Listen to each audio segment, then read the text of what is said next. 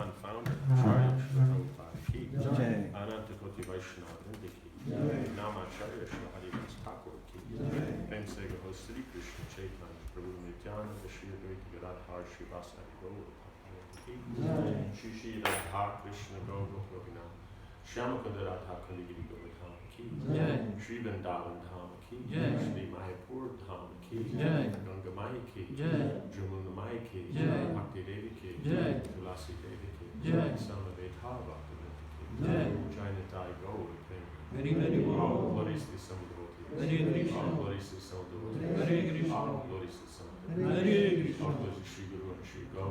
All glories to Shri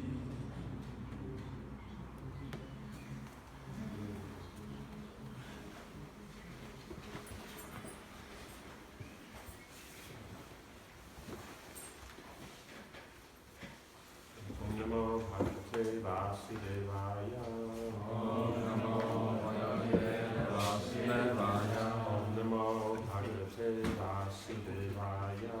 Om Namo Bhagavate Vasudevaya. Om Namo Bhagavate Vasudevaya. Om Namo Bhagavate Vasudevaya. Okay, so chapter 16, how Parīkṣit received the age of Kali. Translation, text 1.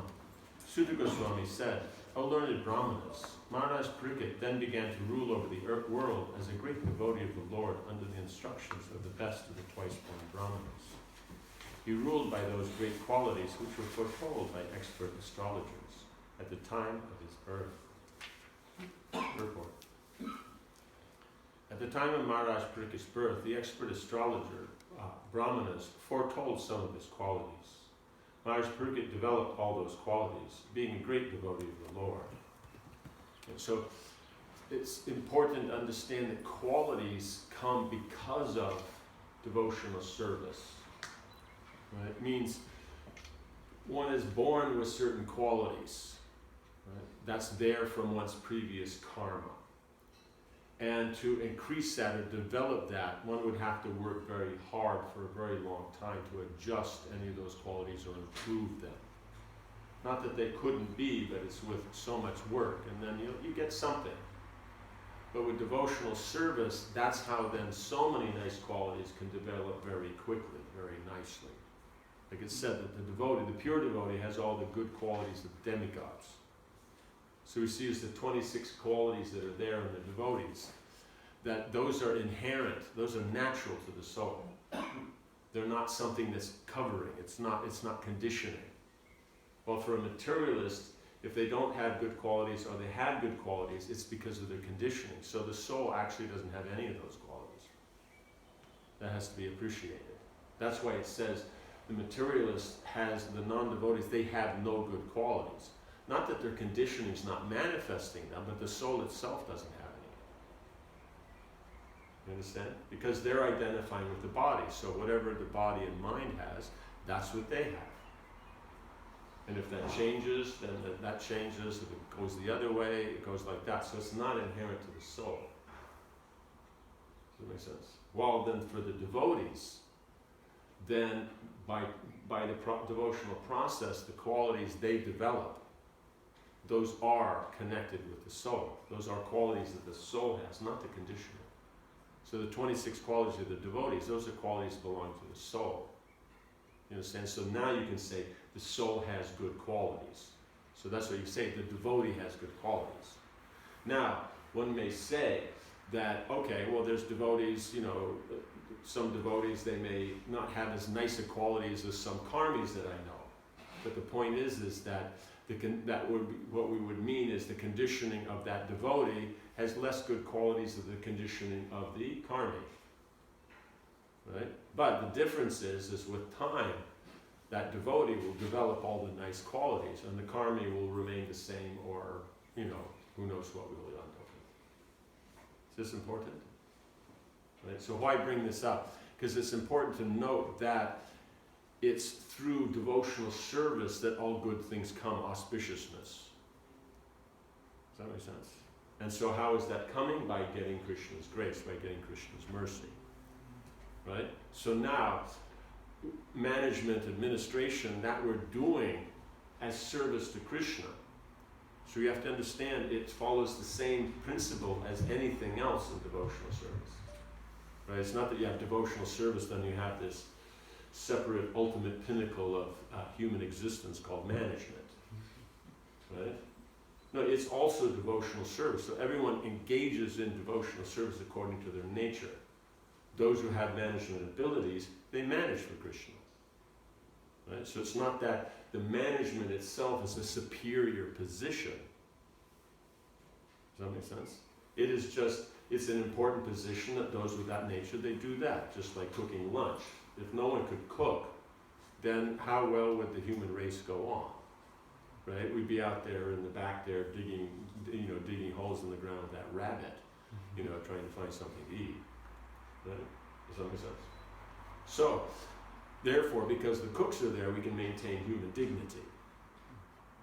You understand? So this whole idea that management is the superior thing, and it's above all things, that's something that's there from, it's always there because the living entity thinks I'm the controller, right? So to control, then you have to organize and manage. And I'm the enjoyer. Right? These are the two reasons we come to the material world. So who can control better enjoys better. So therefore, who can control is on the top of the pile. You understand? So that's why you see in history, you always find this dynamic where anyone who's managing always thinks they're superior. Sometimes they respect authority, and sometimes they don't. You always find that dynamic. Yes? Yeah. So that's because the soul thinks that when I control, I enjoy. And who's ever is the best control and enjoyer, then that's the pinnacle of material perfection. That's why we're here. So we have to understand is that it's very important because it organizes so many things. But in organizing those things, what's the purpose of organizing them? Right? So we're doing devotional service because we're organizing it, we're managing it, right? And what's being managed, others are taking part in that, and that's their devotional service. And so this way, everybody's engaged in devotional service. Right? So the importance of management is the ability to organize things so the devotional service goes on nicely. Does this make sense? That's its purpose.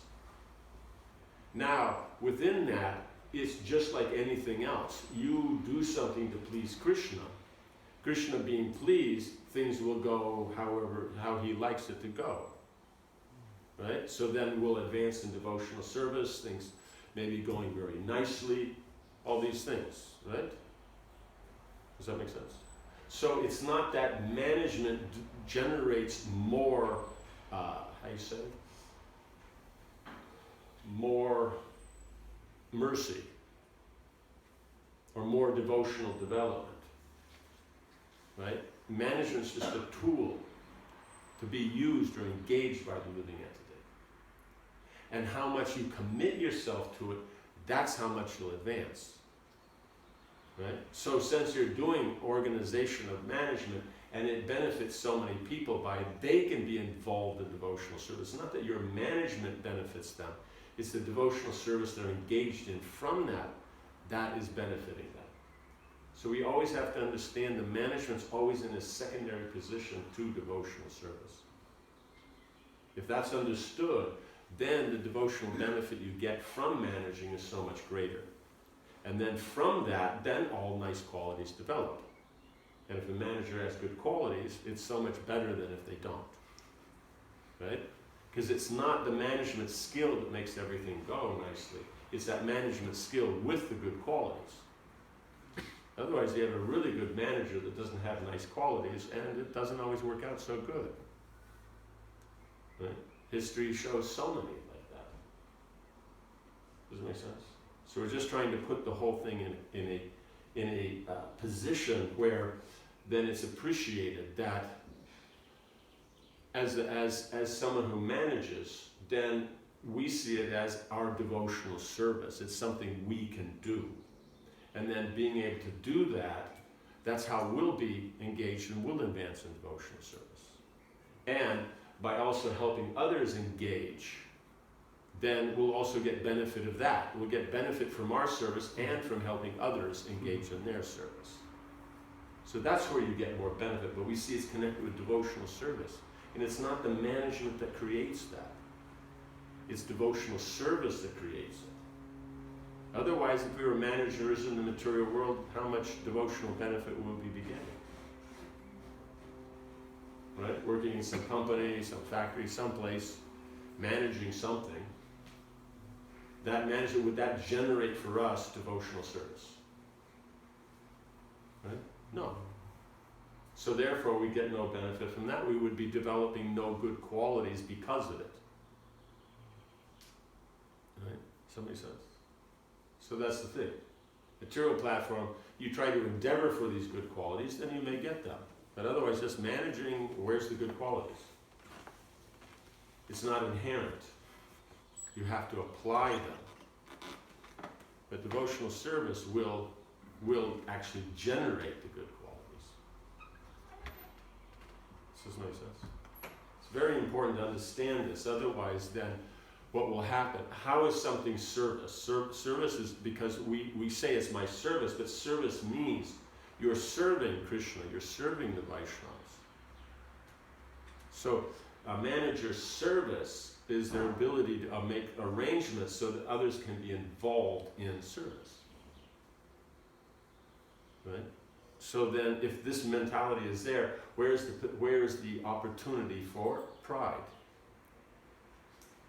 Right? Does that make sense? Because that's a very important thing.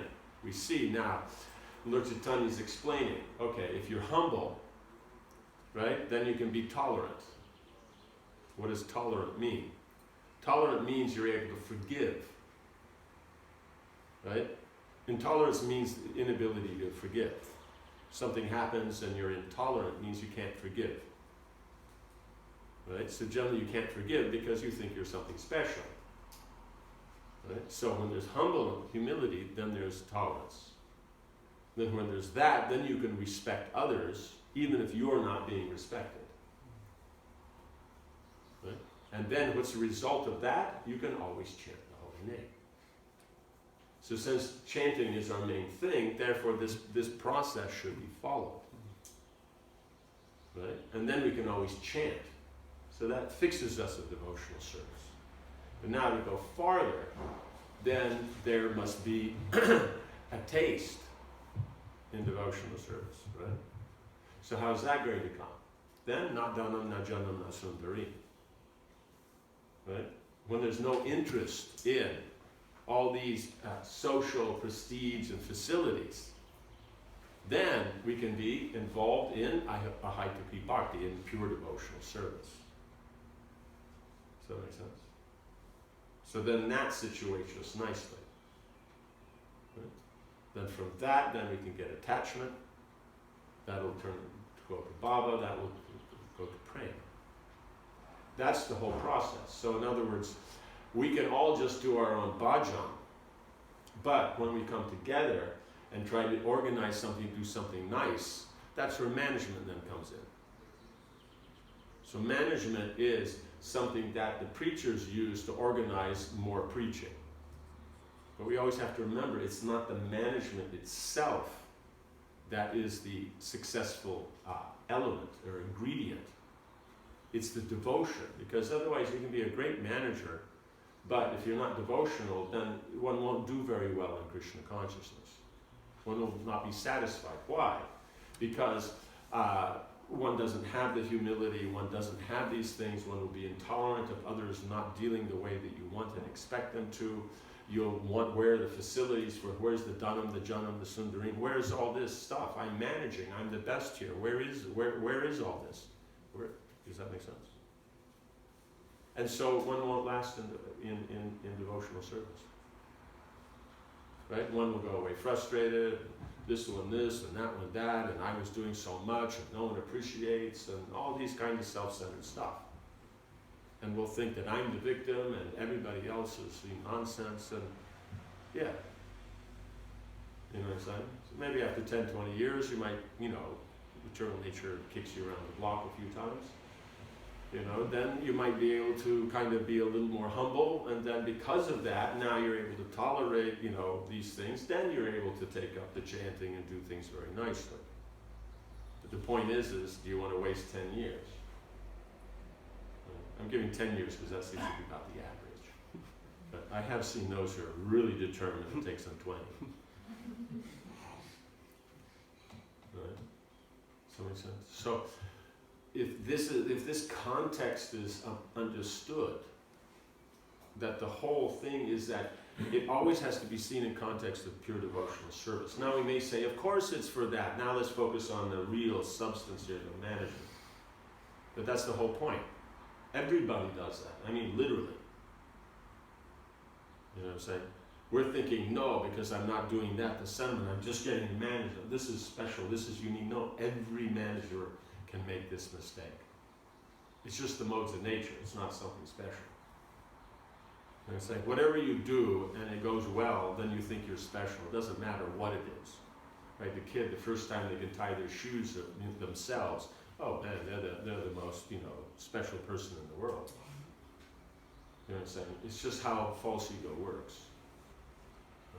So we have to remember is that if you're not always seeing how what you're doing in management is pushing forward pure devotional service, then literally speaking, you're not a manager in devotional service. You understand? You might be a great manager outside the karmic world if you have the karma. Right? Because just because you're a great manager doesn't mean the material world will recognize you.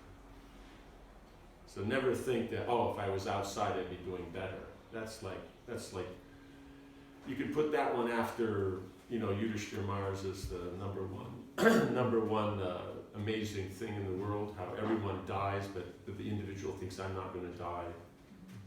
So another one on that list, there's a few of them on that list, but another one is that, if I was somewhere else not in devotional service, then I'd be doing so well materially and everybody would be respecting and appreciating what I'm doing. That's another one on the list.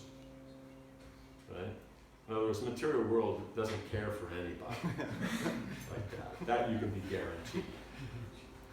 Like that. And you must admit, she has, the most practice. Right? She's been managing the material world since time immemorial. And not just this one universe. When we say Maya, she's not just managing our universe, it's all the unlimited universes. So she's good, right? And we have that she does not care like that. Does that make sense? So, always keep it in mind that it's special to be engaged in devotional service. It's special. It's by the mercy of Krishna, mercy of Guru and the Vaishnavas, we're able to be engaged in devotional service. Does this make sense? So that's very important.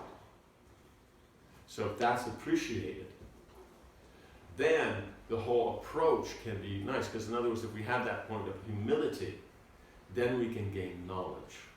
Right? Because in the training sessions about gaining knowledge, trying to contemplate it, trying to practically apply it. And we see in Gita when, I think it's 13.8, when Krishna gives 20 aspects of knowledge, then the central point of it is humility.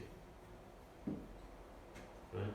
Because knowledge can be gained. So therefore, from particular understandings or techniques and not that, you can either get pride or humility. Right? So if you're proud, then your ability to apply the knowledge will be limited.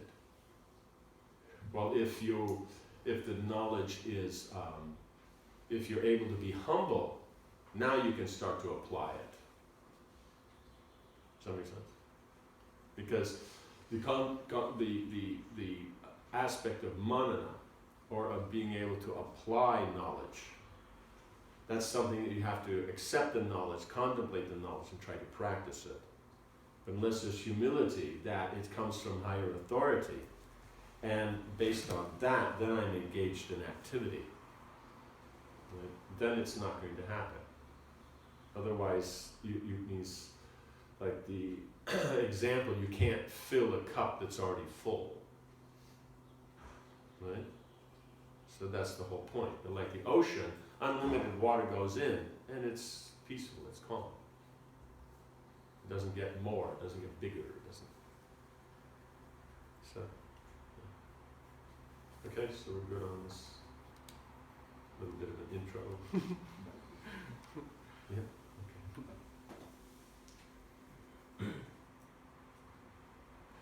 Okay, the real qualification to become a devotee of the Lord, and gradually all the good qualities worthy of possession develop. Oh no, the real qualification is to become a devotee of the Lord, and gradually all the good qualities worthy of possession develop. It means whatever qualities are worth having, those develop because of devotional service. Right? You understand this is a whole different way of viewing here. That's what we're trying to do. The most important thing to develop is how to look at the world, how to look at devotional service, right? The Shastra Chakshas.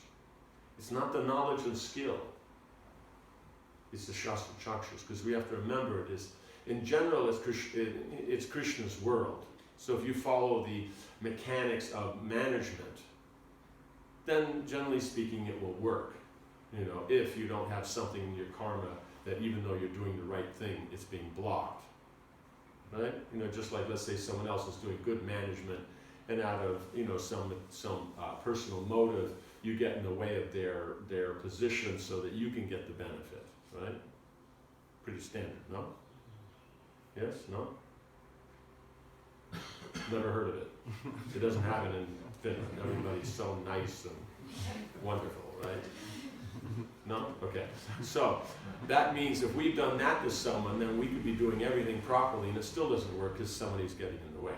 Right? So that's karma. So that's the point in the material world. Even you have the knowledge and skill, if you don't have the karma, it's still not going to work. Right? Now in devotional service, then you may have the knowledge and skill, but if you're not pleasing Krishna, it's not going to work. Because it's his laws. He is management. He is the laws of management. So if you please him in devotional service, then it will work in the context of devotional service. Right? Otherwise, we think because I did it, it's happening. But just for reference sake, that's Jaimini's philosophy. Because I did the good karma, I will get the result. So God has nothing to do with it. Because I did it, I get the result. God simply has to supply it. You understand? So pure devotional service, unfortunately, is not preached by Jaimini. Otherwise, if it was, life would be very easy. Because then we could go on in our ego, our false, position, and everything would be perfect. But unfortunately, we see is that we have to actually take the humble position. Right? Does that make sense?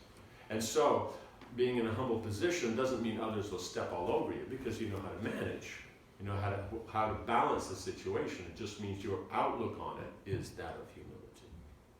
So it's by Krishna's mercy we're able to get an opportunity to serve Krishna by engaging our nature. Right? So then devotional service says the real quality is to become a devotee. That's the real qualification. Otherwise, the material qualification, yes, but whether you can use it or not depends upon your sincerity. It's not your knowledge and skill. Right? Does that make sense? Yeah. So in other words, like in the material world, it's karma that will define whether you can use it or not. So in the spiritual world, it's whether it's bhakti, whether you can use it or not. Mechanical points of management, those are just standard anywhere. Spiritual world, material world, it's just a utensil. Just like a pot in cooking. We use pots here to cook. Mother Yashoda uses pots to cook. We put things on the fire, she puts things on the fire. She puts stuff in the pot, we put stuff in the pot. Mechanics are same. Just maybe better quality mechanics, less better quality mechanics. Does that make sense? Like a better pot, it doesn't stick. Another pot, everything sticks. Even water sticks and burns, right? Does that make sense? So that's the whole thing is the mechanics. We get too bewildered by the mechanics. Why? That's why we've come to the material world. Means seeing the mechanics in the spiritual world and the benefits being gained from that experience of the mechanics, we're taking as that's happiness. rather than those mechanics being used in Krishna's service. Right? Does this make sense? Yeah. So that's then what we have to try to generate, is that understanding of Krishna consciousness. And it's not that, oh yeah, of course it's about Krishna. Now let's get down to the substance. Like that. Does that make sense? Okay. We'll try introducing this now. We'll see. In the Vedic concept, means you're dealing with, what you perceive by the senses, right? The things around you, the senses, the sense objects. So, and what's going on, the interaction between the senses and sense objects and all these different things that we see. What's known as pratyaksha, what you can perceive with the senses, right? So, in the modern, that would generally be called objective, right? Like if we're looking at knowledge, then that's objective, because it's just the science, it's just the facts, right? Then when we process that knowledge, in the mind, then we come up with our feelings about it, right? How we perceive it, our feelings and all that. And then that would be called as subjective, right? Does that make sense? So objective is general, it's there for everybody, but how you experience is that's subjective, that's personal to you, right? And we'll make friends according to people who their subjectivity is similar to yours. Does that make sense? So the area of objectivity that you like to work in, and therefore and also the particular subjectivity that you gain from that objectivity, that's how you make friends. Does that make sense? So they both have to be there. They go together, because the particular object situation generates the subjective, and the subjective is also how you deal with the objective. Right? We're cool on that? That's pretty standard stuff, at least in the academic world. They really get bent out of shape about all this. But I think it's a very core feature of their academy. So now, that's standard. So the modern, the Vedic, it doesn't matter. This is all the same. Now here comes the difference. The modern will say the objective is concrete, and the subjective is abstract. Does that make sense? Is this a feeling? It's this and that, right? And here, this objective, it's right there. It's facts. You can see it. Touch it, smell it, taste it. Whether you want to go over and lick the book or not. That's another thing. But whatever it is, you could if you wanted to, right? You have the freedom to. So they'll say that's concrete, and the feelings you get, that's abstract. Right? And therefore, then the world goes on in a very nice impersonal way, because it's not about the individual; it's about the facts. Right? So in other words, the modern academy is by definition impersonal. That's just how it works. And then that's just being taught because all the intellectuals, they're trained in it, the scientists and all that. So if we explain things according to that objective thing, then we'll go, okay, yeah, now it makes sense. Right? So, yeah. Now the Vedic, unfortunately, we see, unfortunately for the materialist, is the opposite. The subjective is the concrete, and the objective is the abstract. When they go, how is that possible? Because you have one situation that we call concrete, and 10 different people experiencing that concrete. They'll all come up with different, that abstract point. They'll all, that objective point. They're all going to come up with different subjective, realities. So what does that mean? That means the object being seen by those 10 people, that's the abstract. Because abstract means you come up with anything. You understand? So the same thing that one person will get one feeling from, another person may get the exact opposite. Does that make sense? You have a fancy car, someone will go, wow, that's nice. But someone else will go, oh, this capitalistic society, like this. You understand? It's just, you get all these different range. So that's the whole point, is that what we call the objective that we call the concrete, actually it's the abstract. That's why it's impersonal. It doesn't have any personal experiences from it. It just exists. Right? And the existence isn't what gives anyone happiness. That's why the more we focus on it, the less we become happy, because it's only existing. And when has something existing been the definition of happiness? Right? Does that make sense? So the subjective is the concrete, because you do what you do because of the subjective. You like it, you involve yourself. You don't like it, you don't involve yourself. It's that simple. Right? That's how it works. Does that make sense? Yes. And so in this, then we see is that on that subjective, or that concrete, you have 5 levels of consciousness. Because otherwise we say, oh, but then, the whole thing is, being subjective, everybody can feel in this and that, how you organize anything, according to the level of consciousness. So that gives you the Anandamaya, Pranamaya, Manamaya, like this, the 5 levels of consciousness. So for devotees, then, they follow this thing, and concrete means Anandamaya, how it pleases Krishna. Does that make sense? That's concrete. Right? For the impersonalist, how they can get liberation.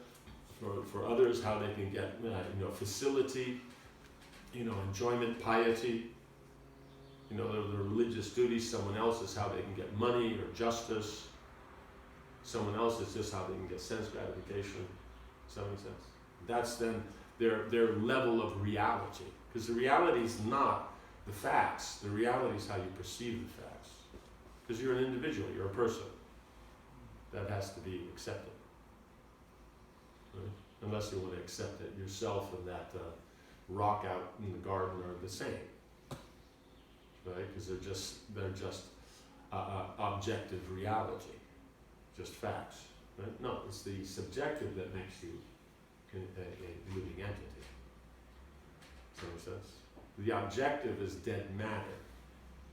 The subjective is the person. But now the person has to bring their person, their personage in line with Krishna. So therefore, when you perceive things on the level of Anandamaya, then now it becomes real. Okay? So now why this digression here? Because when we talk about management and how to do it, we will look at the objective element and say that that's concrete. Because now that we've gotten the objective, organized our strategy, our plan, and that, now we have something solid. No, you don't have anything solid until it's connected with Krishna, and the devotees involved will be connected to Krishna. There may be some factual elements, but it has no value in devotional service until that subjective connection is made. Right? And why do we bring this up right at the beginning? Because that's one of the biggest phobias and weaknesses of managers. They absolutely refuse to take into consideration the personal element of everyone they're dealing with, because it makes it so much harder. Right? Because the subjective reality is themselves. And what's easier for me as a manager, that's the way it's going down. And to be able to accommodate everybody else and their trips and this and that, that's not real management. So therefore, we're not doing this. We see? So that's why management fails. Maybe it's going, no one likes, no one wants to be around, no one wants to take part. What's this? Everything's going fine with what they're complaining about. The other is, they don't care about anybody, they don't care about us. You know what I'm saying? Right? So that's the song about they don't care about us is about the people, not about the government. You know what I'm saying? It means the people, the government doesn't care about the people. Does that make sense? So that's what's going on, is that we have to understand is if you don't consider the subjective or the Krishna conscious effect on the individuals, and you only take the object of what the management of the senses and sense objects. That's the technique of management, but it's not devotional service. So that's why every point where you're going through, you have to be able to see it in connection to devotional service. This kind of thing that I'm a devotee, I do devotional service, so whatever I do is devotional service. That's actually a really, that's an improper application of logic. Means whatever I do devotionally, that's devotional service. But whatever I do that's not devotional, that's not devotional service. Right? We've heard the term mixed devotional service. Mixed means there's an aspect that is devotional.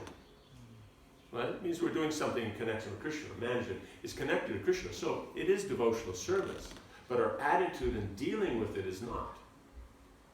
We'll get benefit for the devotional part, but we'll also get, Maya's nice arrangement for the non-devotional part.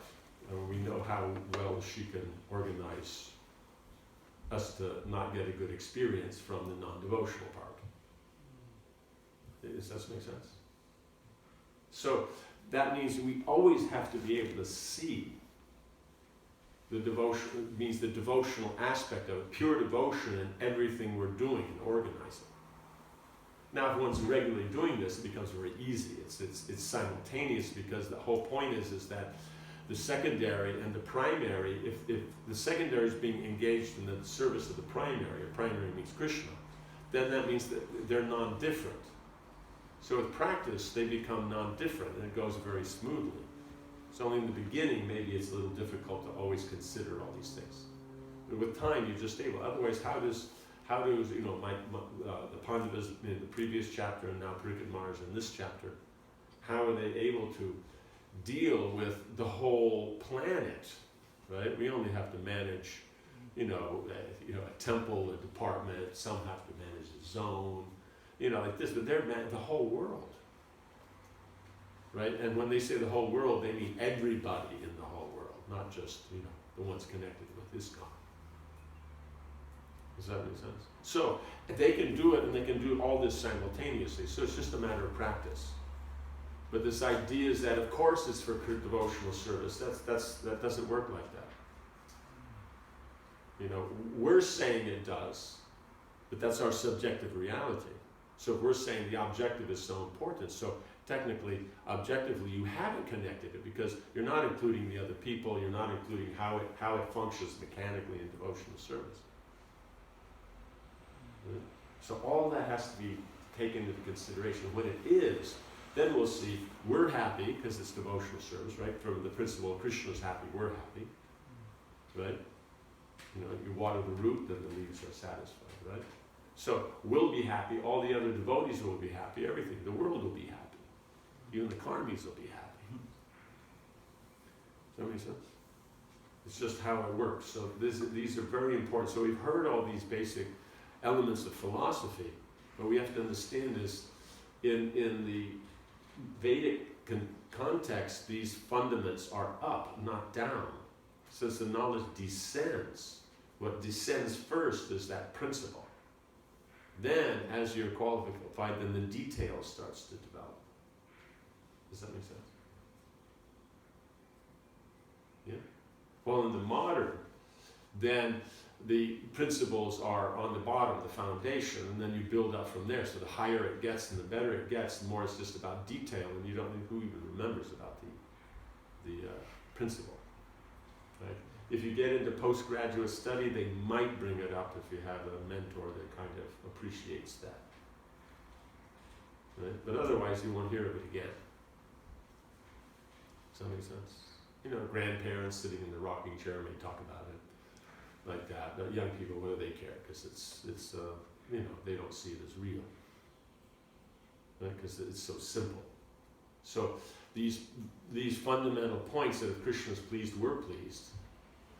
It means if you're not applying that in management, we're pleasing Krishna, and that and in a way that it accommodates whatever the situation we're in, then how will it work?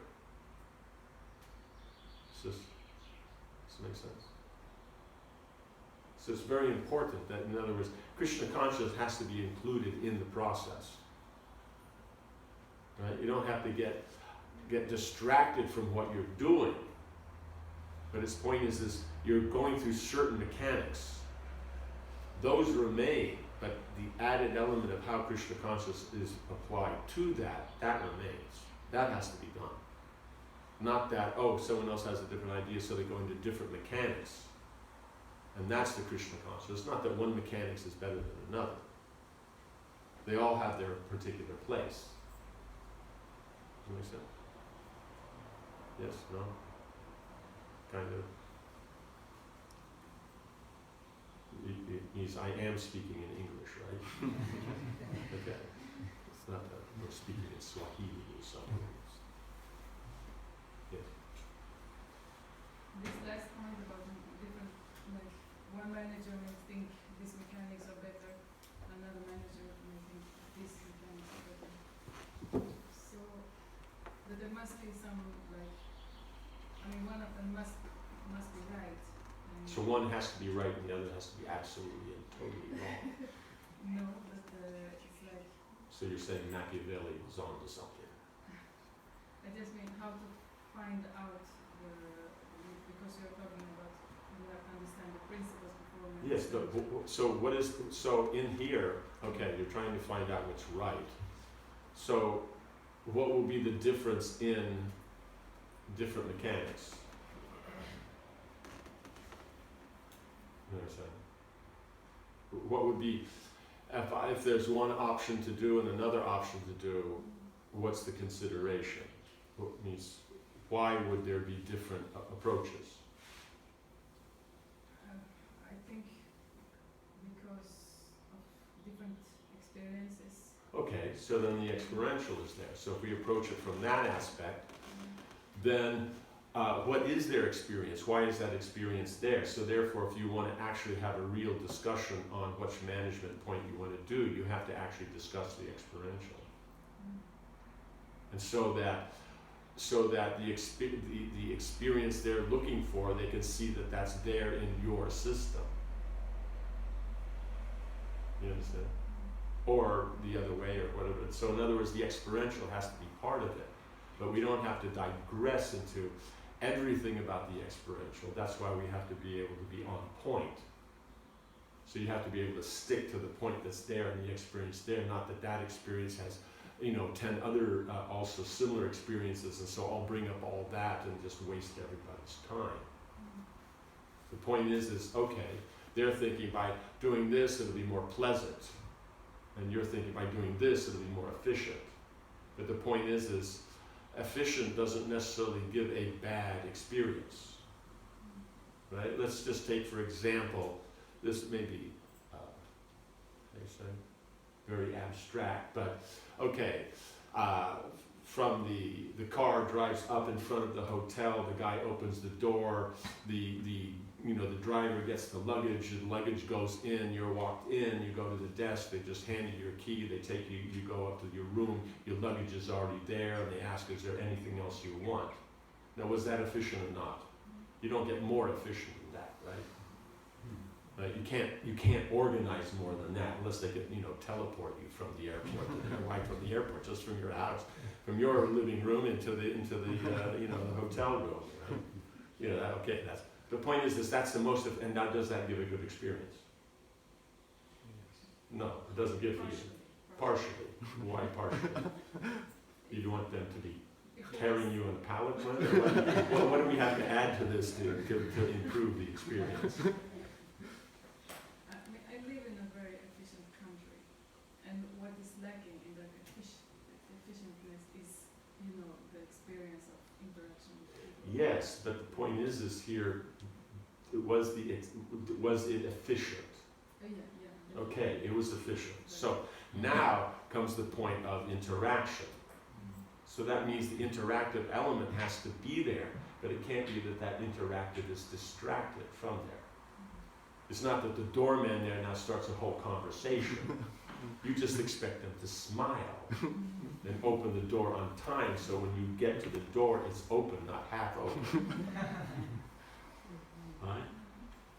You understand? So, in other words, it's how much is necessary, because that's also important. because we've introduced the experiential here. That doesn't mean that now it's a forum for everybody getting their feelings and all this. We're not talking about that. You understand?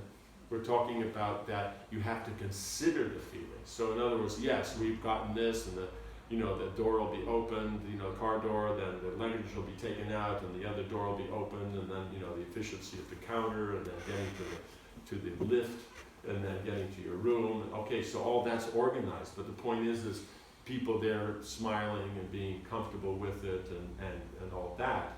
Then that has to be considered. Now, why will they be smiling? Why will they be that? Because the dealings behind that is also taken care of. Right? So we can be organizing, okay, Prashad's going to be like this and that and all these things and this and this and that and all that, and it's nice. But now the people serving now, do they have arrangements for Prashad? Is the organizers worried if they'll get something to eat? Right? Most places that's like a a negative 10 chance. I would say more, but I'm trying to be liberal here. Like that. In other words, the organizers couldn't care less if the servers got anything to eat.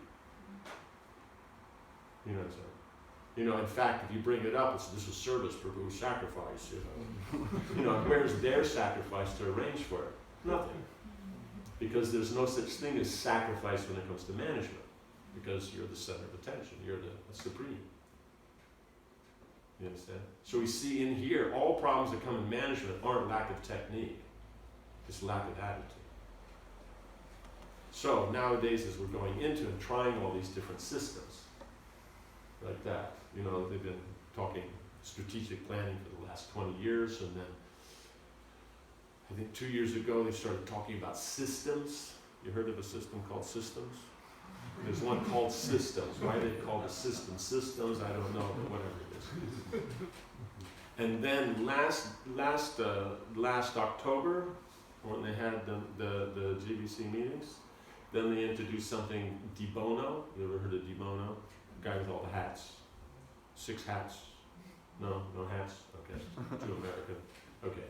So like that. So the whole point is it's not working, so just another system, another managerial organization, that's it. That, in other words, this abstract, we just changed the abstract. That's because they never deal with the whole personal thing. Because otherwise, the rules of management are the same as they've been since the time of Alexander, back in Caesar. It's all the same thing. Nothing changes. The material world, nothing changes. All that changes is the conscious. What's the difference between Satyuga and Kali Yuga? It's consciousness. Right? There they accept four aspects of Dharma, then 3, then 2, and here it's 1. That's... Which one? Sorry.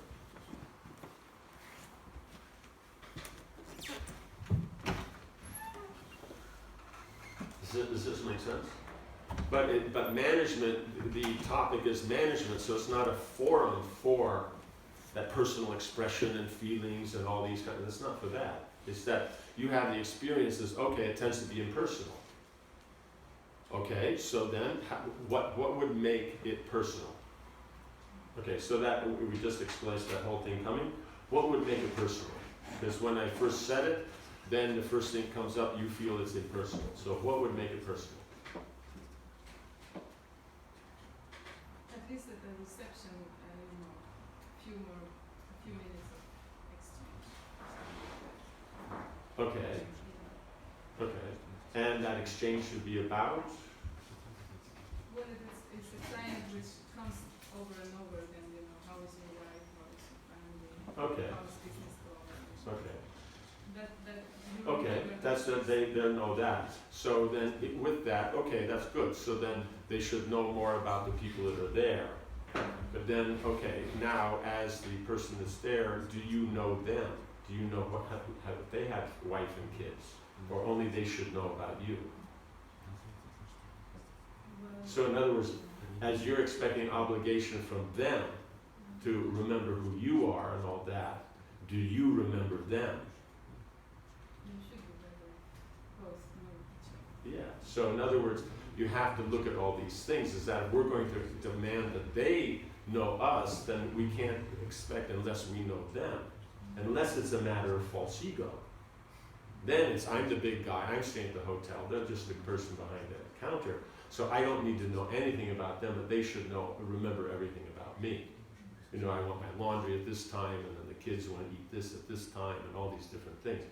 That's there, okay, you're the paying customer and all that, and being the paying customer that you're, you know, the center of the universe, and that's okay, but now we're talking devotional service, so is that part of the process? So therefore, then, are you willing to know about them? Right? Okay, so now, that conversation about with you, okay, now that's good, because you're a woman, and like that. Now, would you expect as much of that conversation if the person behind the counter was a man? Or you would expect there to be a little bit more of that exchange if it was a woman? Okay, if it's a man, there would be something there, but a little less. Now, what happens if you're with other men or with other women?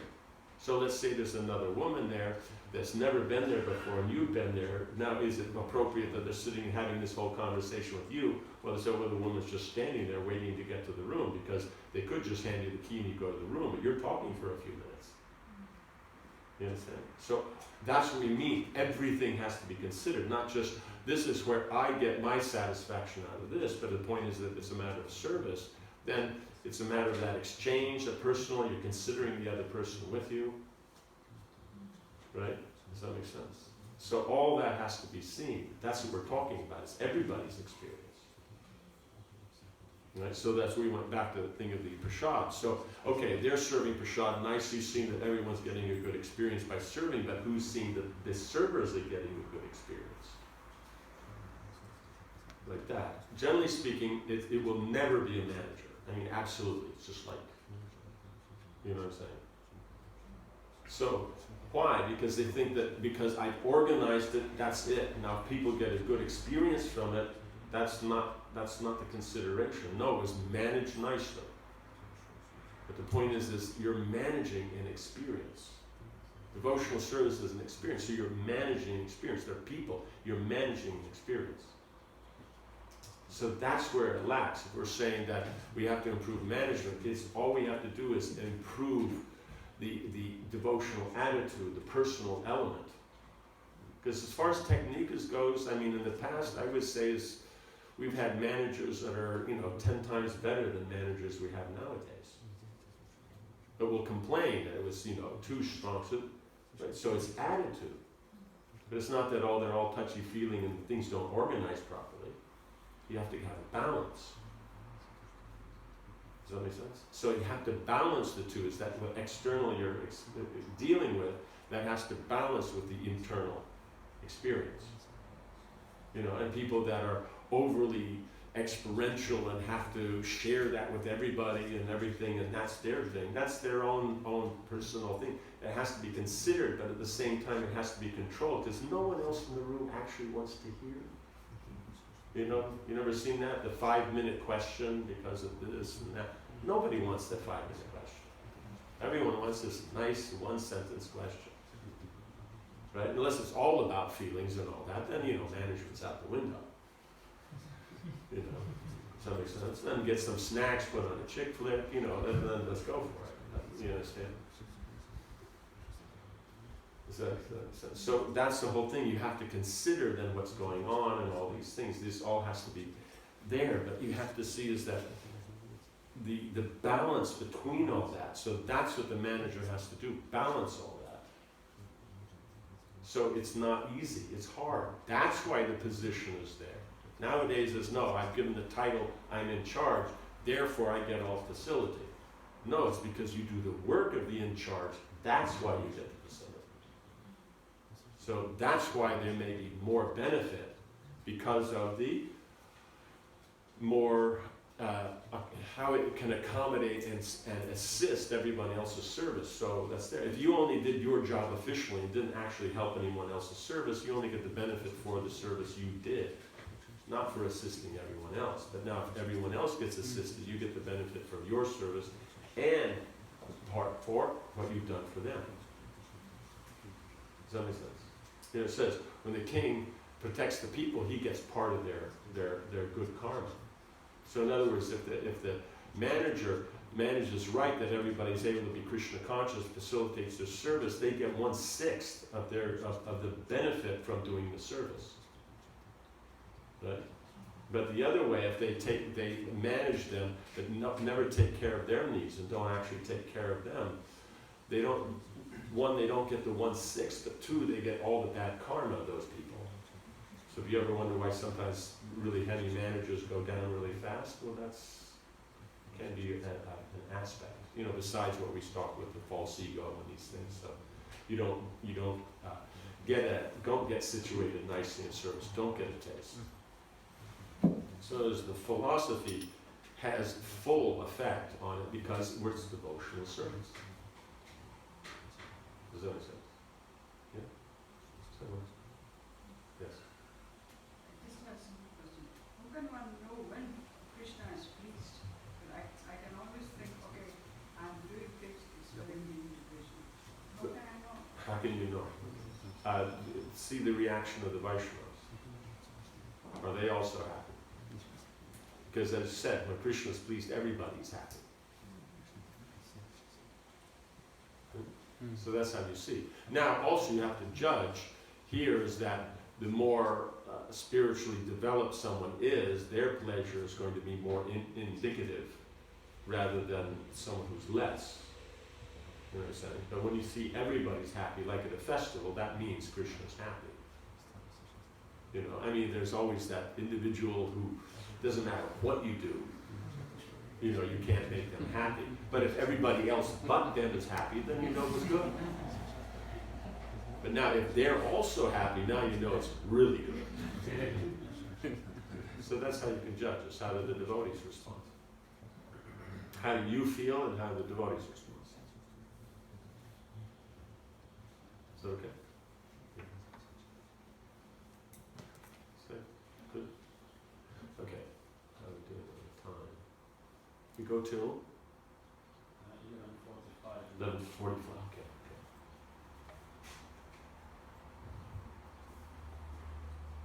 Mahārāja Parīkṣit was a Mahabhagavat, or a first-class devotee, who was not only well-versed in the science of devotion, but also able to convert others to become devotees by his transcendental instructions. Right? So it's not that he just knows management, he knows the philosophy also. Like I've seen situations where someone who is, well-versed in the scriptures, but not so practiced in, let's say, management, was pointing out to a manager certain techniques that he could have included or considered.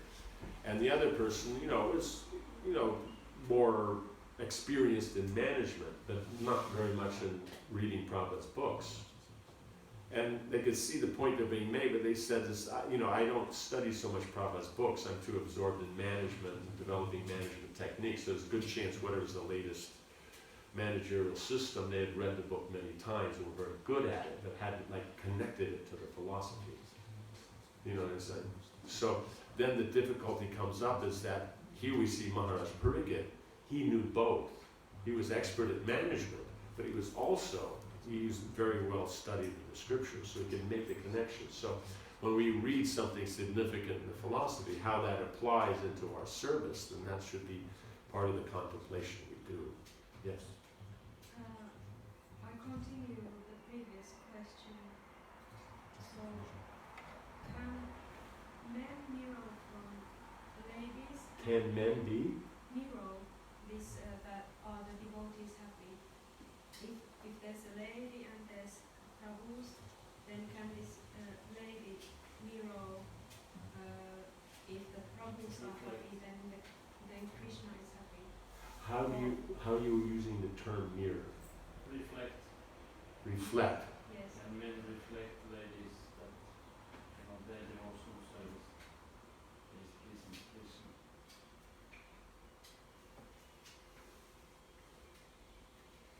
Because reflect means it's going off one onto the other. And That's how I'm understanding it. That's why I'm not getting the context. means that when ladies do devotional service, then men are happy. Because there's this. Means they're doing the service, or that the women are happy and therefore the manager knows that it's happy.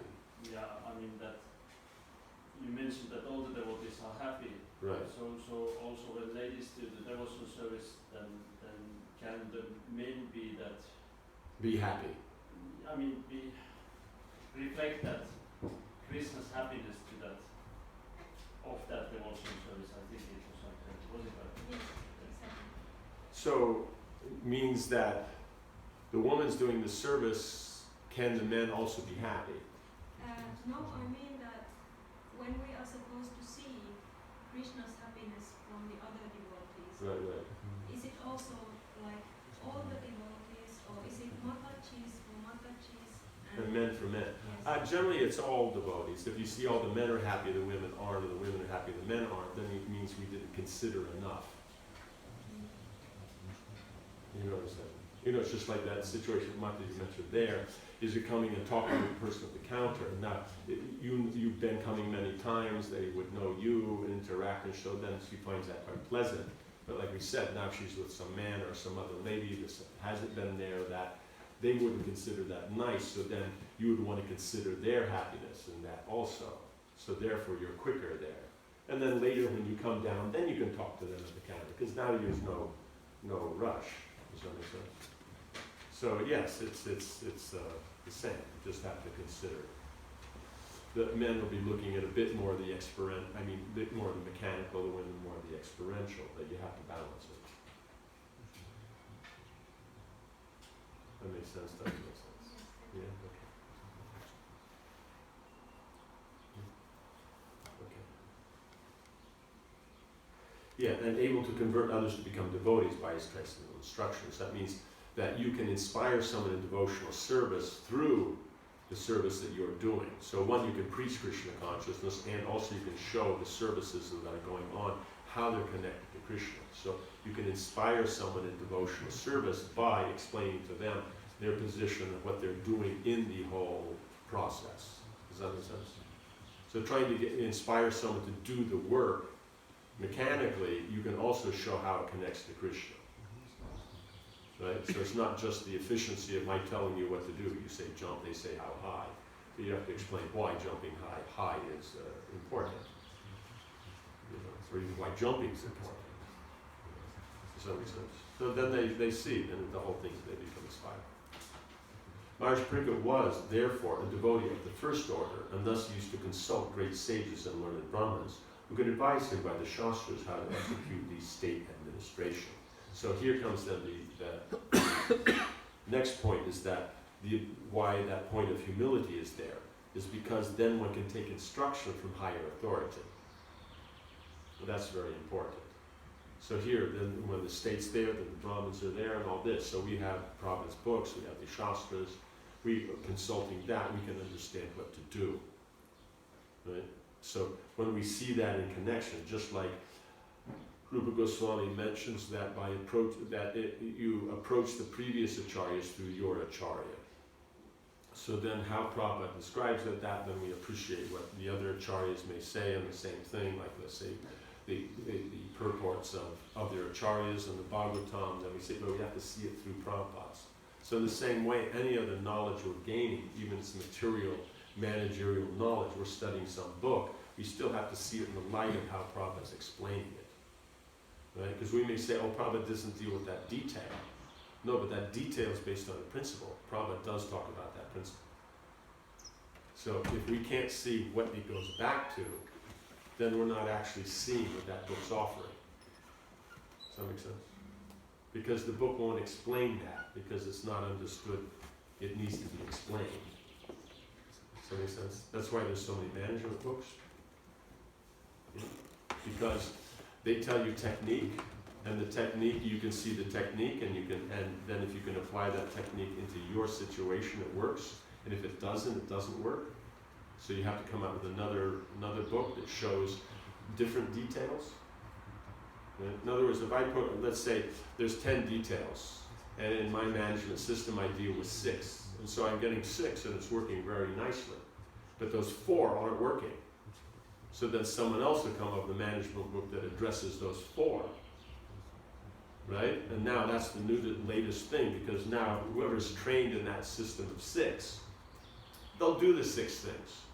Now the management of 4 right? Then when you add that in, now you're getting 10, and it works. But no one knows why it's working, right? Because before we said, no, it's the 6, and now it's, no, it's the 4. They don't understand it's 10, right? Now, as long as you have people that have been trained in the 6 and are applying the 4, then it will work, right? Because they'll be doing both, right? But now what will happen is the next generation of managers, as they come in, they're only going to be trained in the 4, not the 6. So now it'll start to fall apart. So as long as you have someone doing both, then the system will be valid. But as soon as it goes to the next generation, then it's only the 4. And now it's worse than before when you got 6 out of 10. Now you only get 4 out of 10. So now someone will come up with, something about the 6. Or you may not even get the 6, they may come up with another 4. And so that'll make it, it'll improve it, but it's still not 10. You understand? So that's why there's so many books out there. So they're just dealing with different aspects of one complete thing.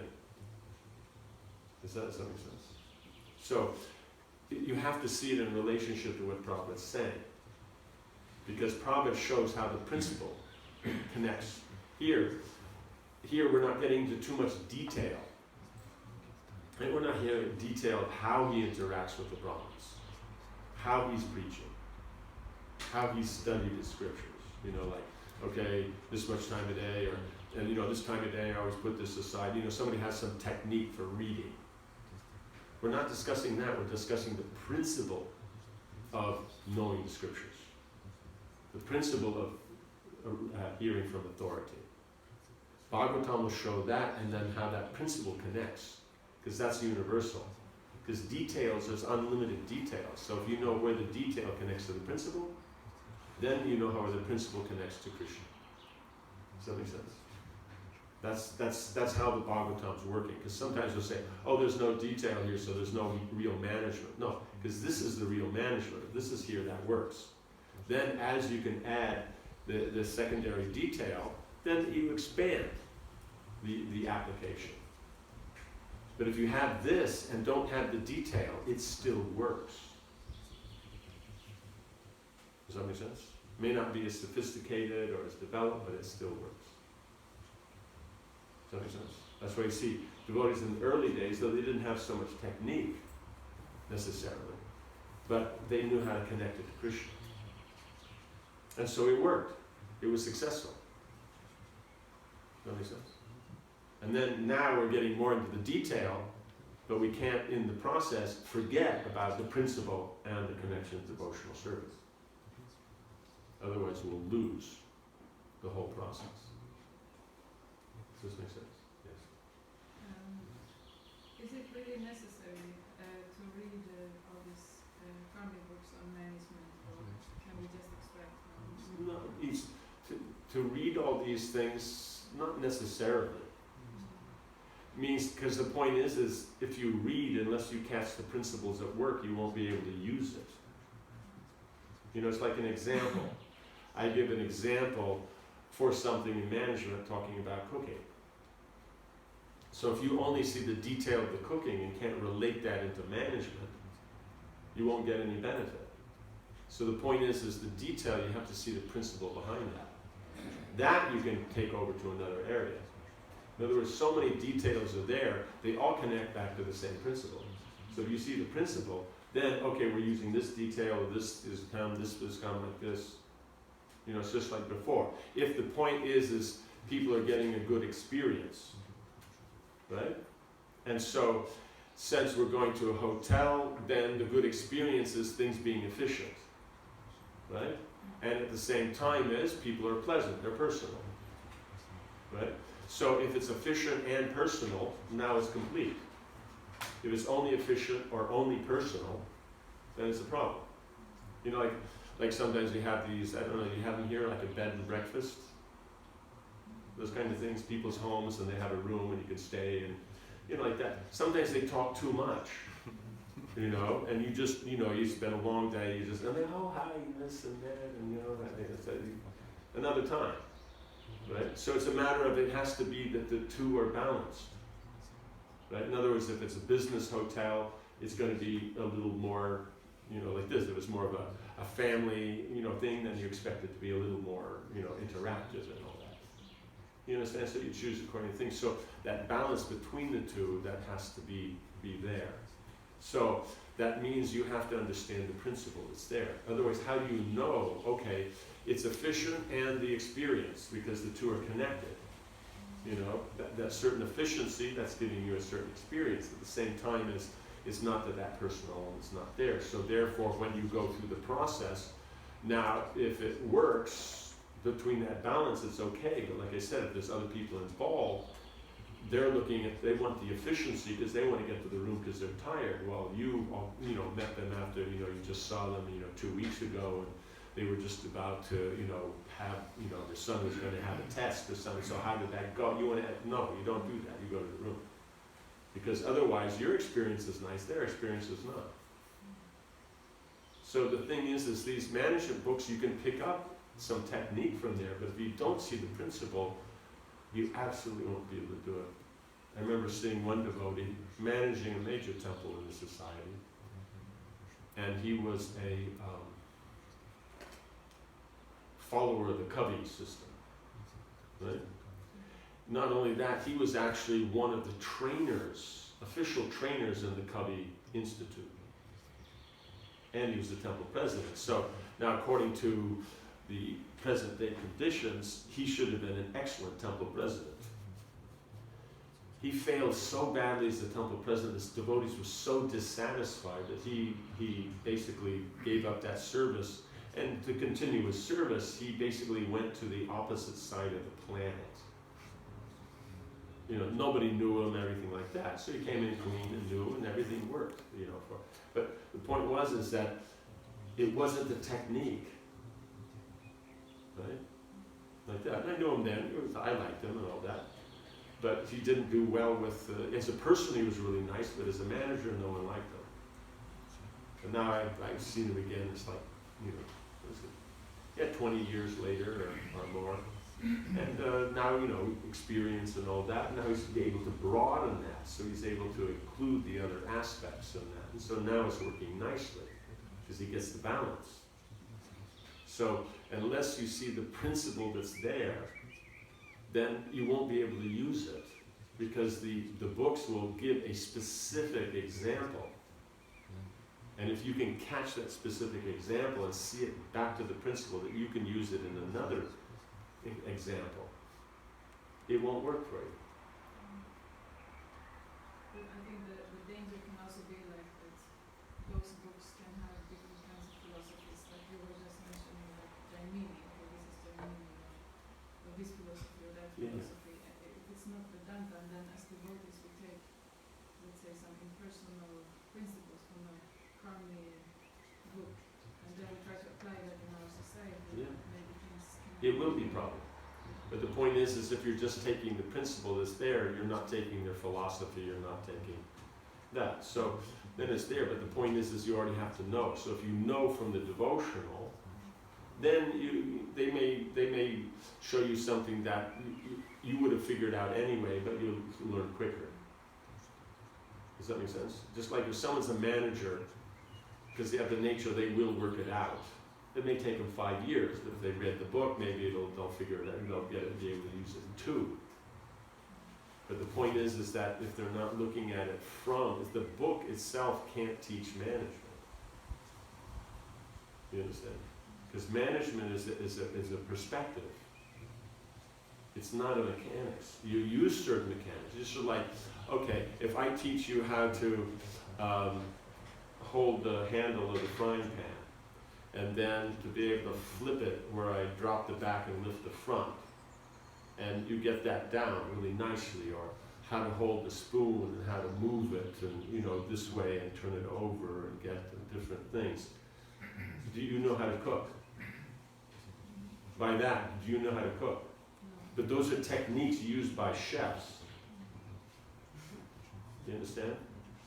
So that's the point. The management book just teaches you those techniques, but if you don't know how to cook, you can't use them. So that's the foolishness, is that we have a 10-day seminar on this management system, but if you're not a manager, you can't use it.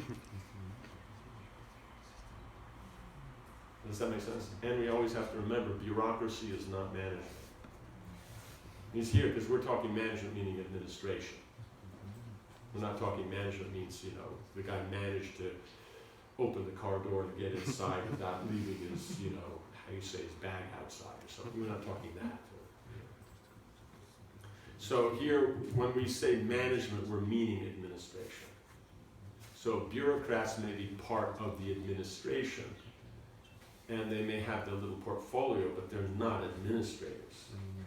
So they're not managers, what we're talking about. So if we use these modern systems of bureaucracy, and then being a good bureaucrat, we think we're a manager, so this all applies, and it will fail totally. You know what I'm saying? It means we're trying to please Krishna, so there'll be some effect, yes, because we're doing devotional service. But as far as technical management goes, it's a flop. Does that work? Bureaucrat means somebody who is just totally into the details and forget about it. Yes, because they don't know the principle. They don't know why they're doing it. They just know. That's the whole point. So if we learn from this book, the book says you have to do this, but they don't know why. Does that make sense? So the point is if you have to go to these karmi kind of programs, then that generally means you don't actually know management. Because even when we take Covey, what's the name of the book? Right? 7 Habits of Successful People. So those successful people, did they go to a seminar to learn it? Did they read his book? No. He studied those people and made this book. So who's reading the book? People who aren't successful. If you're successful, why would you read his book? You understand? So in other words, successful people, you associate with them and learn from them. That's how you gain. But reading these books, then that's won't. It's like someone who doesn't know how to cook, if they read a cookbook, can they cook? Not really. Because, okay, if you go down and say exactly how much you go, okay, put in, a quarter teaspoon of salt and half a teaspoon of this, but does any management book give you that detail? No. So, it will be more like let's say the Indian cookbooks. They don't give you measurements. They'll say, make a chaunce with, ginger, chili, and cumin seeds, and then you're going to put in let's say the potatoes, you're going to saute them like that. You're going to saute the vegetables, then like that, then you're going to put a little bit of water, and then you're going to put these spices, and like that, and then when it's done, then you're going to put some tomatoes, some sugar, and garnish it with some coriander leaves. Now, for someone who knows how to cook, that's a perfect recipe. Because now if I don't know, well, how much oil do I put? How much cumin? How long do I cook the cumin? That's not your book. You understand? So that's those management books. If you're a manager, you read it, you'll get some benefit from it. But if you're not a manager, you could read a million of those books, you still won't be. That's the fun part people don't catch, because they don't give the detail. You can't. It's just like cooking is a mentality, is an ability. Then you can teach detail within it. But if you don't have the ability, you can't cook. So you can't teach someone with no managerial ability how to manage. It's impossible. Those with managerial ability, you can tell them, show them more technique and all that, because it's just, they haven't thought of that in their experience and all, and it broadens their understanding. Does that make sense? Yeah, so that's what you're doing. So one has to know the limitations. Not that you can't get a benefit from it, but you have to know the limitation. So in other words, the attitude, they'll always have a problem. That you're going to be confident in this and that, but the point is this, why does it work? Why would one have confidence? Is it because I can do it? Or is it because the laws of nature function according to their, the standard methods? Right? In other words, the laws of nature set out how management works. You follow that, you can be confident that you'll get a result.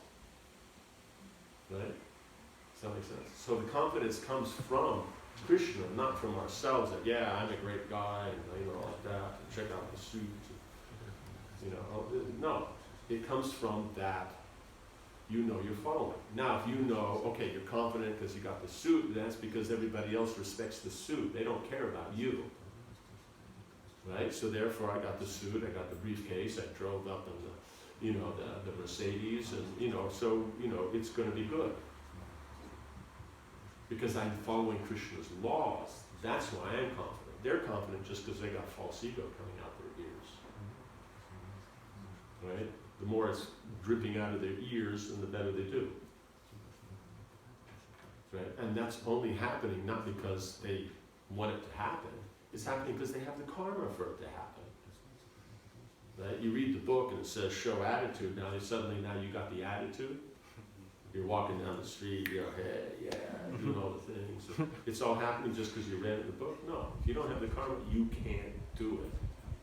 So we always have to remember is that we say we're not the body, and we're not. But the point is the body is the body. The mind is the mind. So we have what we have. I'm not this frying pan. But the point is, it is a frying pan. So you can only do frying pan stuff with it. Right? Does that make sense? Now, I want to whack somebody in the head with a frying pan, I can do it. Ever try that with a grater? Whack the guy with the grater. They're going to, what's going on? Whack him with a frying pan. He'll ask you later. Especially if you pick up that, your grandmother's cast iron frying pan. That really works good. You understand? So, therefore, the body and mind only have the qualities that they have. Now, the only way to change that is through devotional service. Therefore, someone doesn't have those, by Krishna's grace, then they can develop those qualities. If they match the service and their position. Is that so that's the whole point, is that it's very limited what you can get from those books. But now, the Bhagavatam, that's written for the soul. That means all living entities can get some benefit. So everyone can become Krishna conscious. Now, whether you can appreciate the techniques and details of management here, that's another thing. But in any case, you appreciate Parīkṣit Mahārāja's position. He is surrendered to authority. He knows the scriptures. He practices it. He's able to convince others of Krishna consciousness. Now, will that apply to everyone or not? That applies to everyone. Now, doing that in the context of administration, those that are in that, they'll appreciate it. Someone else may not. Or they may appreciate, yes, leaders can do this. They can't do it, but leaders can. So that's the point, is that Bhagavatam is universal. These others are specifically limited to their particular area. Does that make sense? Some do a little bit more broad than others. That's just depending upon the particular person and how much they can perceive. Right? That's a whole nother psychological area that I guess we could go into it now for touch. Is that, see, when you perceive something, this is important. It's connected with our point of the experiential and what we're perceiving. So, how does that work mechanically? It means you look at something. Now, the first thing is there's the pramana chaitanya. That's the ability to uncover what it is.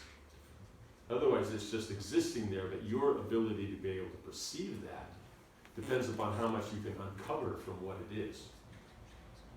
Right? Does that make sense? Like, an ant sees the chair. Right? Well, only some part of the chair. But so what do they uncover from that? Can they tell that it's a chair and people sit in it, and this is done with the wooden frames and all these things? It's more like the French kind of influence of how you say, design and all that. And can they tell any of that? No. So that's the point, is how much of that pramana chaitanya you have, you can uncover what it is, that much you can see. Otherwise you can't. That's what we were saying before. If you're not a manager, you read a management book, you don't have the pramana chaitanya to uncover much. So you won't get anything. So as a manager, they can uncover more. Does that make sense? So that's the first stage, is do you even have, that's the meaning of adhikars, is how much qualification you have. So that's one aspect, is how much can you see. So if you can't see managerial opportunities, then why be a manager? Because you don't have the Pramana Chaitanya to do that. Right?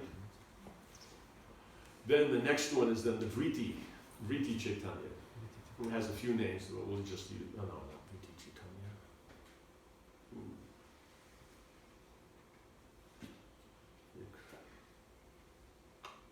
The Vritti is the overall.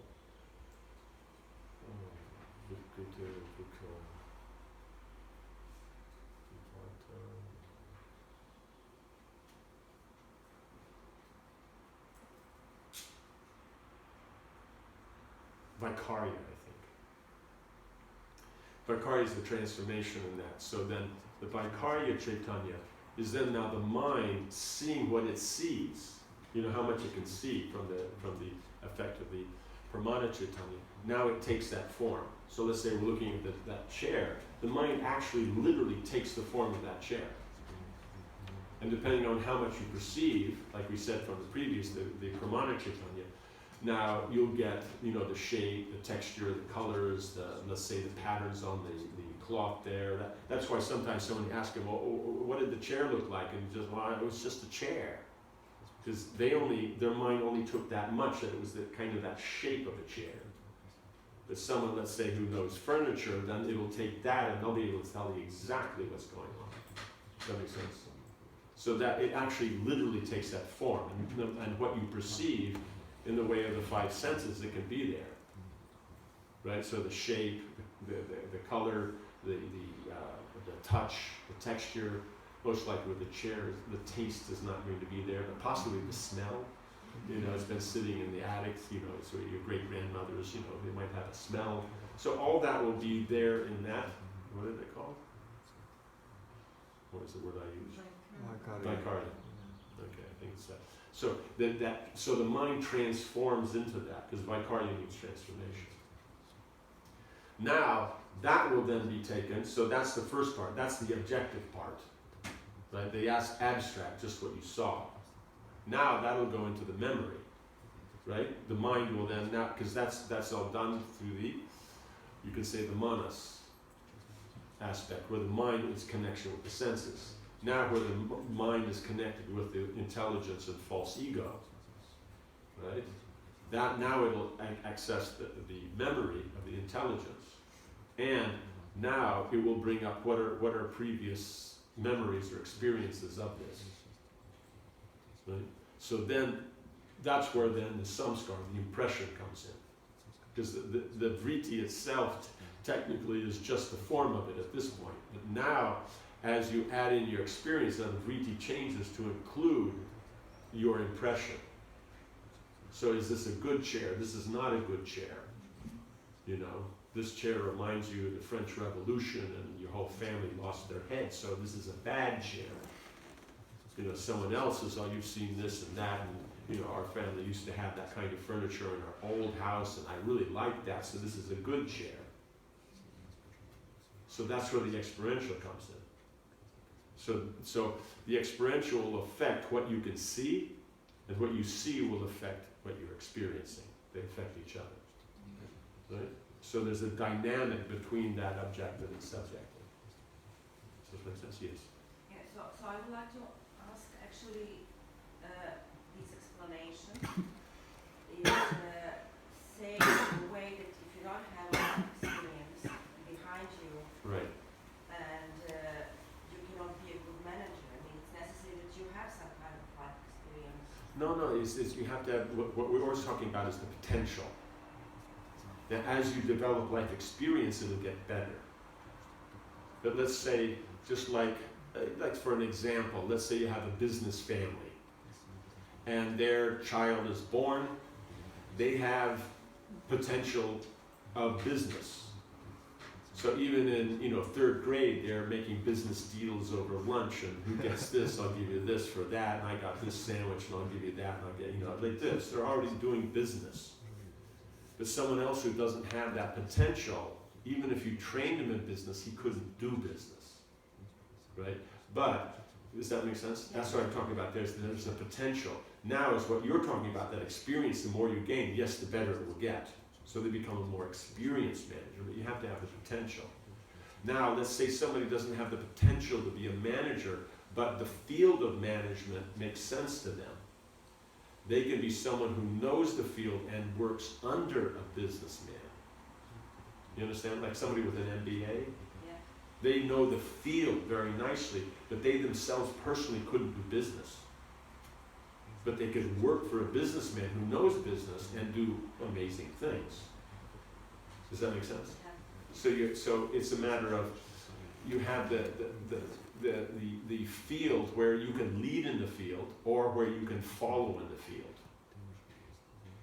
Because someone else, let's say, you can lead not in business, but let's say administration or in education. And so therefore then the people who can follow in those areas, then they can follow what you're doing. Does that make sense? You know, I say yeah. Okay, like that.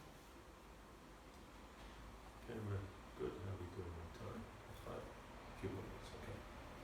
Yeah. So that's the thing, is then that last one is called Parīkṣit Chaitanya. So the Parīkṣit Chaitanya is the samskar, the impression you have from it, because that's what's actually going to work on. The other two are just what you're perceiving. That's the objective. But according to the Parīkṣit, what's the subjective, that's why you're going to act. Does that make sense? So these things go together. So that means that's the final vritti of the mind. Vritti means that form that it'll take on.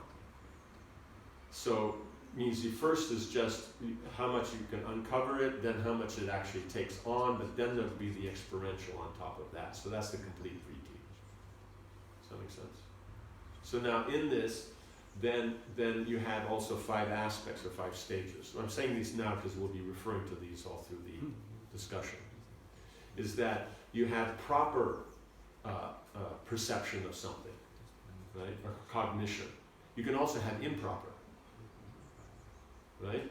Then the third stage is how you can analyze something.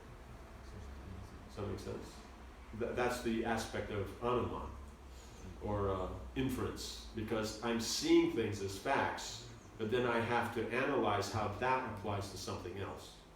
So that's where the point comes before. You can read the book, but if you don't have the experience of the other, you can't convert it.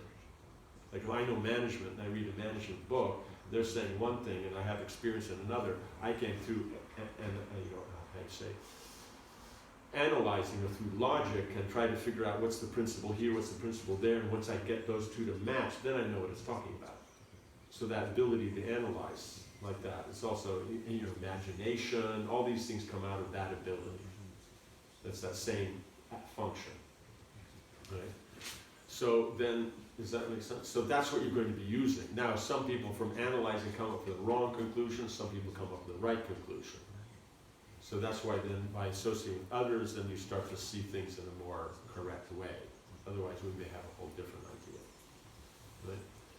Then the last 2 aspects of that, because these are all 5 aspects of the intelligence, but it's also the vrittis follow this. So they're, you know, it's just whether you're looking at the mind side of it or the intelligence side of it. Then the other one is,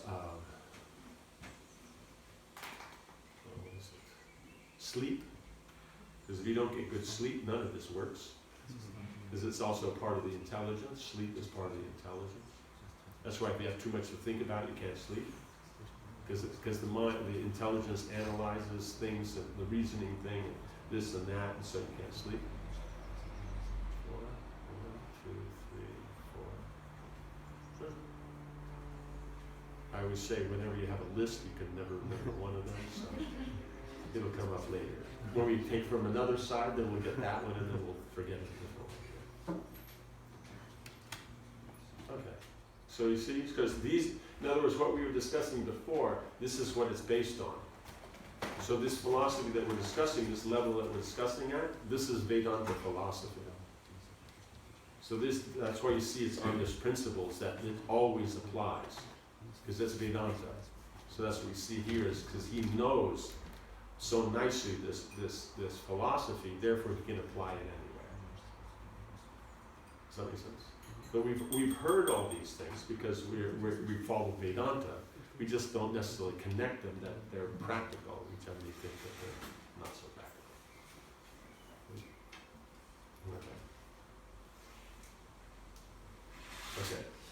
Okay. Mahārāja Parīkṣit was therefore a devotee of the first order, and thus used to consult great sages and learned Brahmins who could advise him in the Shastras how to execute the state administration. So it's not just the detail that's there in the Shastra, that you need to know, but it's that you have the proper understanding and mentality to apply it. That's what makes it very solid. That's what the Brahmins are for, because the Brahmins, they're going to be looking at a particular situation, but their samskar is different from the administrator. Because the administrator has all the different things and the involvement and the feelings. For the Brahmin, it doesn't. So therefore, he can give you a much more clear view. Because for us, sometimes the samskar may get in the way. But for him, your samskar is not going to get in their way. You understand? But the point is they don't apply it, you apply it. Right? Parīkṣit Maharaj applies it, not the Brahmin. So the Brahmin is there to give a perspective that they may not see due to their involvement in it. So that's why this combination between the Brahmins and Kshatriyas, you always find it in the Vedic system. Yes? Maharaj, can you say the Brahmins, they give you right attitude to the... They're given the attitude, but they're also giving the practical knowledge. So you understand the philosophical point, the attitude, and the knowledge, because you have all these things. You have the knowledge and skills, but you have the attitude. Right? You have to have both of those when you apply, because that will give you the two results. When you get a result, you get the knowledge and skill will give you the physical result, but the attitude will give you the experience. So if I get a good physical result, but the attitude's wrong, the experience will be bad. That's what we were talking about in the very beginning. Someone's a very good manager, but their attitude's wrong. So for us, the main attitude is being Krishna conscious. For Krishna conscious, then it gives the best result. Does this make sense? Yeah. I think I found this 5 functions of intelligence. Okay. Right. May I read? Yes, please. Doubt Yes. is apprehension, correct apprehension, Yes. memory, and sleep, as determined by their different functions, are said to be the distinct characteristic of intelligence. Yeah, so memory, because I mentioned it before, that's why it didn't come up. So doubt is the analytical aspect. Because when I have a doubt, I analyze. Because if there's no doubt, why will I analyze? You understand?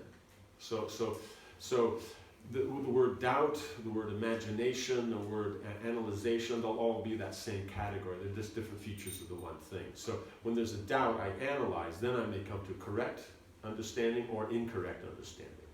Now, to do all that, I'm going to use on memory for analyzing, because I can't analyze with nothing. So I have my memory and I have what I perceived, right? Then all that works together. When all that's been working too much, then I have to sleep. So you get good rest. That's why it's very good, proper to get good rest. You get good rest, then you can analyze. So you want to get enough rest that you can work nicely, the brain works, but not too much, otherwise ignorance comes in. So you may be well rested, but you'll be in ignorance. You know, like a koala bear sleeps 22 hours a day, but you know, they're not known as the most bright animals. Right? So yes, so those are the 5. So you know, we'll be referring back to these in case we forget that you haven't done. Okay, so we'll stop here for a few minutes. Hare Krishna, Krishna Krishna, Hare Hare, Hare Rama.